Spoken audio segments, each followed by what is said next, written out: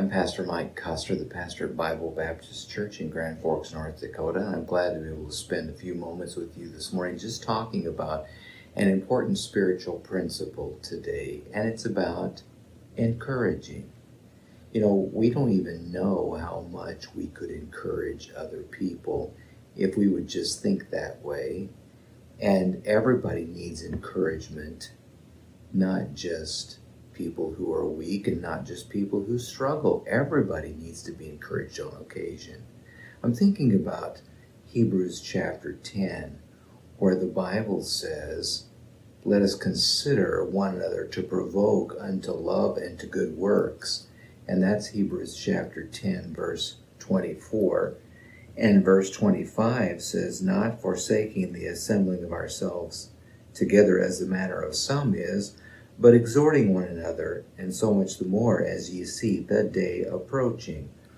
And one of the great benefits of meeting together in a church service is that we can encourage each other in the Lord, and we can edify one another. The Bible speaks of provoking one another to love and to good works in the verse that we read there in Hebrews 10:24. And even the Apostle Paul was thankful for somebody who was an encourager to him. He wrote these words concerning a man named Epaphroditus in Philippians chapter 2. "Yet I supposed it necessary to send to you Epaphroditus, my brother and companion in labor and fellow soldier, but your messenger, and he that ministered to my wants." And then a little bit later on in chapter 4, verse 18, he said, "But I have all and abound. I am full, having received of Epaphroditus the things which were sent from you, an odor of a sweet smell, a sacrifice acceptable, well-pleasing to God." And so apparently Epaphroditus came from the church at Philippi and brought some things to Paul from the church.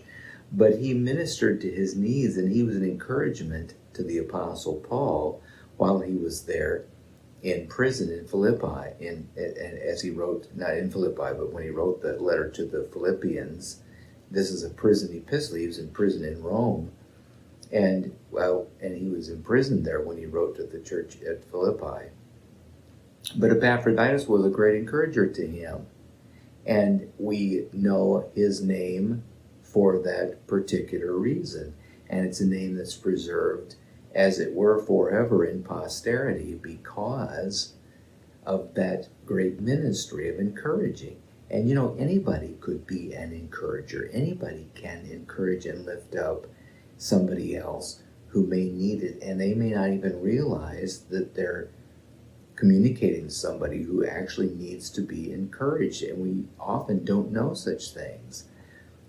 But if we have it in our heart to be a blessing to other people, we can end up being an encouragement to them. And I would just urge you today to consider that. How could I encourage one of God's children today? How could I be a blessing to one of the saints today? Maybe it's somebody that really needs to be encouraged. Pray about this and ask the Lord to lay somebody on your heart. Somebody that you could just say a word to or do something kind for and really encourage them in the Lord today. God bless you today.